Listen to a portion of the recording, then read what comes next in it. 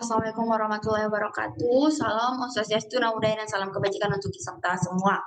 Perkenalkan, saya Vivi Serestika dengan NIM 210903502 dari Prodi Manajemen Angkatan 2021 kelas A. Baiklah, untuk memenuhi tugas mata kuliah perorganisasi, di sini saya akan menjelaskan materi terkait teori kepemimpinan Fiedler dan di mana dosen pengampu dari mata kuliah adalah yang terhormat Bapak Yusar SE MSc. Baiklah, berbicara tentang teori Fiedler, kepemimpinan yang dikemukakan oleh Fiedler adalah teori kepemimpinan yang teori kepemimpinan di mana teori ini dikembangkan oleh Fred Fiedler, seorang psikolog organisasi, di mana teori ini menyatakan bahwa keberhasilan seorang pemimpin tergantung pada kombinasi antara gaya kepemimpinan yang mereka terapkan dan juga situasi yang mereka hadapi. Di mana teori ini menekankan bahwa gaya kepemimpinan yang efektif ditentukan oleh karakteristik situasi, bukan gaya kepemimpinan yang oleh karakteristik seorang pemimpinnya. Dan menurut Fiedler, situasi kepemimpinan dapat diklasifikasikan menjadi 3 kategori, yaitu situasi yang kuat, situasi yang sedang, dan situasi yang lemah.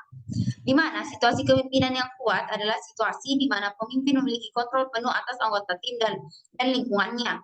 Dan situasi yang sedang adalah situasi di mana pemimpin memiliki kontrol terbatas atas anggota tim dan lingkungannya. Dan yang terakhir adalah situasi kepemimpinan yang lemah, di mana situasi ini di pemimpin memiliki kontrol sangat minim terhadap anggota dan lingkungan organisasinya. Kemudian, Fiedler juga menyatakan bahwa gaya kepemimpinan yang efektif ditentukan oleh kombinasi antara gaya kepemimpinan dan situasi, di mana gaya kepemimpinan yang efektif untuk situasi yang kuat adalah gaya kepemimpinan yang berorientasi pada tindakan atau task oriented.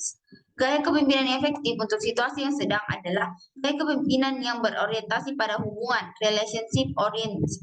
Dan gaya kepemimpinan efektif untuk situasi yang lemah adalah gaya kepemimpinan yang berorientasi pada kedua tindakan dan hubungan antara text oriented dan relationship oriented. Dan teori ini menyatakan bahwa kinerja kepemimpinan dipengaruhi oleh 2 faktor. Yang pertama, teori situasi kepemimpinan dan gaya kepemimpinan. Teori ini menyatakan bahwa gaya kepemimpinan efektif dipengaruhi oleh situasi kepemimpinan. Teori kepemimpinan Fiedler dapat digunakan untuk memahami bagaimana seorang pemimpin dapat meningkatkan kinerja timnya.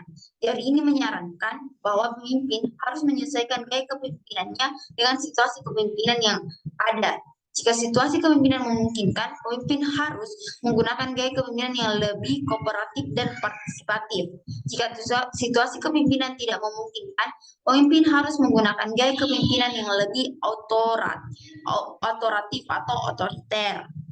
Dan kemudian untuk mengetahui bagaimana hubungan antara teori kepemimpinan Fiedler dengan manajemen dan bagaimana seorang manajer dapat menerapkan teori ini, teori kepemimpinan Fiedler dapat digunakan untuk memahami bagaimana seorang pemimpin dapat meningkatkan kinerja timnya. Teori ini menyarankan bahwa pemimpin harus menyesuaikan gaya kepemimpinannya dengan situasi kepemimpinan. Dengan menggunakan teori ini, pemimpin dapat memahami bagaimana meningkatkan kinerja timnya dengan menyesuaikan gaya kepemimpinannya dengan situasi kepemimpinan yang ada. Teori kepemimpinan Fiedler juga dapat digunakan untuk memahami bagaimana seorang manajer dapat meningkatkan kinerja timnya. Selain itu, manajer harus memahami situasi kepemimpinan dan gaya kepemimpinan yang tepat untuk mencapai tujuan tim. Manajer harus memastikan bahwa gaya kepemimpinan yang dipilih sesuai dengan situasi kepemimpinan. Dengan menggunakan teori ini, manajer dapat memahami bagaimana meningkatkan kinerja timnya dengan menyesuaikan gaya kepemimpinannya dengan situasi kepemimpinan. Dapat disimpulkan bahwa teori kepemimpinan Fiedler dapat digunakan untuk memahami bagaimana seorang pemimpin atau manajer dapat meningkatkan kinerja timnya. Dan teori ini menyarankan bahwa pemimpin atau manajer harus menyesuaikan gaya kepemimpinannya.